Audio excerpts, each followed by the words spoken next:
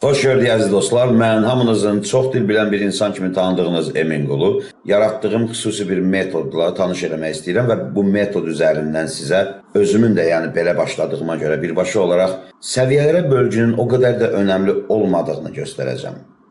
Metoda mən o vaxtı detallı analiz adını vermişdim. Yəni detallar üzrə ayrıntılı analiz etmə və dərk etmə, idrak etmə 8 hissədən ibarət olacaq. Gəlin birincisinə başlayaq. Sizdən istədiyim hər bir şeyi olduğu kimi etməyə çalışın. Life in the freezer, footsteps in the snow. Donduranda həyat, qar üstündə ayaq izləri. Birinci hissə. This is the hut at Cape Evans, where Captain Scott and his party spent the winter of 1911. This is the hut, bu daxmadır, at Cape Evans. Cape coğrafi olaraq burun deməkdir. Cape Evans, yəni Evans burnu, where Captain Scott, haradakı Kapitan Scott, and his party və onun tərəf müqabilləri və yaxud da ki ətrafı, spent the winter of 1911. 1911-ci ilin qışını keçirtdilər. Spend qaydasız feildir. Spend. The freezing Antarctic temperatures have kept everything exactly as it was. The freezing burada indiki zamanın feili sifətidir. Donduran Antarktika temperaturu have kept saxlayıb, yəni indiyə qədər. Biz buna indiki zamanın bitən hərəkəti deyəcəyik. Everything, hər şeyi exactly dəqiq olaraq as it was, yəni dəqiq olaraq olduğu kimi saxlayıb. Food, qidanı, equipment, avadanlığı, and və perhaps most poignant of all, poignant, vacib, acı, kəskin və s. kimi tərcümə oluna bilər. And bedding on the bunks. Bunks 2 mərtəbəli yatağa deyilir. Bedding, yəni yataq dəsti. Clothing, geyim dəsti. Geyimə aid olan hər şey, yatağa aid olan hər şey. It's as though, sanki, the explorers left just yesterday. Sanki tədqiqatçılar dünən çıxıb gediblər. Left, leave, left. Tərk eləmək feilinin keçmiş zaman forması. And this is how it was around that same table on June 6, 1911, Scott's 43rd birthday. Və bax, hər şey məhz belə idi. Elə eyni masanın ətrafında, same table. On June 6, iyunun 6-sı, 1911-ci il, Scott's 43rd birthday, yəni Scott'un 43-cü ad günündə. He and his team were spending the winter here so as to be ready as soon as the sun reappeared to start the trek to the pole. O və onun komandası keçirdirdilər, yəni keçmiş davam edici zaman. The winter here, qışı burada, so as to be ready, hazır olsunlar ki, as soon as the sun reappeared, günəş yenidən peyda olar olmaz, qütbə köçə başlasınlar. Trek, yəni köç.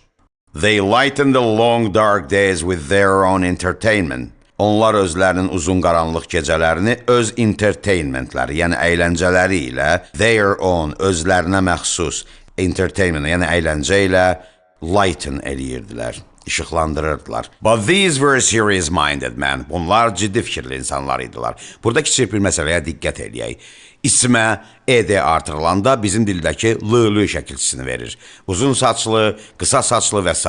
Long-haired. For some of them, onların bəziləri üçün reaching the pole, qütbə çatmaq, was of secondary importance. İkinci dərəcəli əhəmiyyətə malik idi. Secondary ikinci dərəcəli importance isimdir. Ümumiyyətlə, axırı ınsla qutaran hər şey isimdir, ıntla qutaran isə sifətdir. Important, importance. Different, difference. Reach, çatmaqdır. For some of them gözəl bir ifadədir. Onların bəziləri üçün. They had come to make scientific discoveries. Onlar gəlmişdilər ki, burada elmi kəşflər etsinlər. In geology, geologiyada, biology, biologiyada, glaciology, yəni buzlaqları öyrənən elmdə, meteorology və meteorologiyada. And they had, və onların varı idi, surprisingly well equipped, yəni təəccüblü dərəcədə yaxşı təchiz olunmuş, laboratory, well equipped, yaxşı təchiz olunmuş deməkdir. And that is, və o da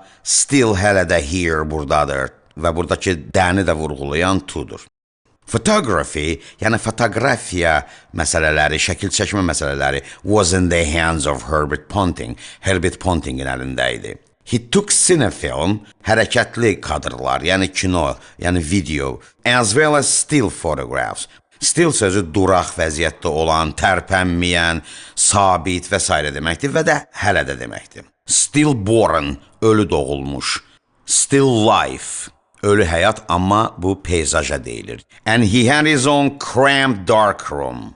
Və onun özünün şəxsi cramped, darıskal, dark room, qaranlıq otağı var idi. In which, haradakı, hansındakı, to develop. Develop əlbəttə inkişaf etdirmək feilidir. Amma burada fotoya aid olduğuna görə lentin kimyəvi maddələrlə yuyulmasına deyilir. Yəni yuyurdu lenti və print edirdi. And print his huge glass plates, nəhəng şüşə piltələrini. Nəhəng şüşə piltə deyəndə bu burada fotoaparatın o vaxtki dövrdə fotoaparat böyük bir aqreqat idi. Onun içinə böyük bir şüşə piltə, yəni bir kadrlıq piltə salırdılar. O piltənin üzərində sadəcə maddədir ki, hansı ki şəkil orada əmələ gəlir.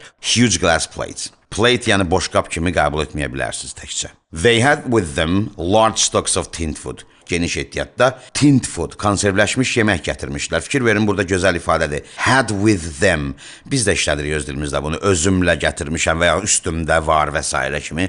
We now know, biz indi bilirik ki, that this was not nearly as nutritious as they supposed it to be. As they supposed it to be, onun olduğunu güman etdikləri kimi as nutritious. Nearly, yəni heç yanından da keçmirdi. Heç, yəni onların düşündüyündən qat-qat aşağı səviyyədə idi qidalılığı. That and other vitamin deficiencies, bu və ya digər vitamin çatışmazlıqları contributed, yəni təşəbbüs göstərdi, şərait yaratdı to the disaster, xəstəliklərə that was to come, hansı ki gəlməkdə idi irəlidə. As they waited, they knew that further along the coast the Norwegian Amundsen and his team were waiting to try and beat them to the pole. Gözlədikcə, caca burada əzdir. They knew that, onlar bilirdilər ki, further, uzaq, yəni far sözünün müqayisə dərəcəsidir. Far, further, furthest.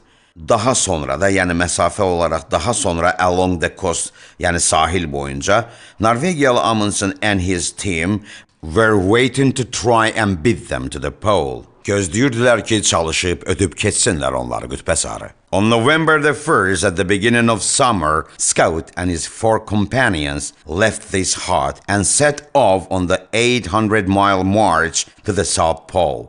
Noyabrın 1-i yayın başlanğıcında, bəli, Antarktikada yay noyabrın 1-i başlayır. Scout and 4 companions, Scott və 4 kompanyonu, yəni tərəf müqabili, left this hut, tərk elədilər bu daxmanı, and set off yola çıxmaqdır.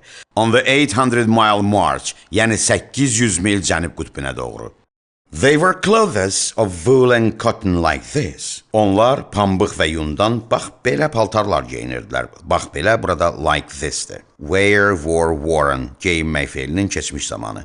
They traveled on long wooden skis. Onlar uzun taxta xizəklərdə səyahət edirdilər. With simple bindings. Sadə bağlamalı. Binding bildiyimiz bint sözdür, bağlama. Əlbəttə o dövrdə onların peşəkar xizəkləri yox idi. Ona görə də uzun taxtaların üzərinə hər hansı bir şey bağlayaraq ayaqlarını keçirdib hərəkət edirdilər. And they transported their equipment and food on sledges, which they pulled themselves, having decided against the dogs, which Amundsen, the Norwegian rider, was using. Onlar uzun taxta xizəklərdə səyahət edirdilər, sadə bağlamalı və daşıyırdılar özlərinin equipmentlərini və foodlarını, yəni avadanlıq və qidalarını on sledges, yəni xizəkli arabalarda, hansılarını ki, which they pulled themselves, özləri də artırdılar. Vergüldən sonra ing olduqda araq ərəkdir. Burada öncə qeyd etdiyimiz kimi indiki zamanın bitmiş hərəkəti, yəni perfect zaman işləndiyinə görə ing məhz have-in üstünə düşür. Əgər burada qərar verək olsaydı, deciding olacaqdı. Amma burada qərar vermiş olaraq dediyinə görə having decideddir. Yəni qərarı artıq vermişdilər. Against the dogs, yəni itlərdən istifadə etməyin əleyhinə qərar vermişdilər. Which Amundsen, the Norwegian rider, was using. Hansılarından ki, Amundsen, Norvegiyalı səyyah, istifadə eləyirdi. İzlədiyinizə görə təşəkkür edirəm əziz dostlar. Kommentlər yazmağı unutmayın və mənimlə əlaqəyə keçmək üçün isə səhifəmdəki, yəni biodakı WhatsApp nömrəsinə yaza bilərsiniz.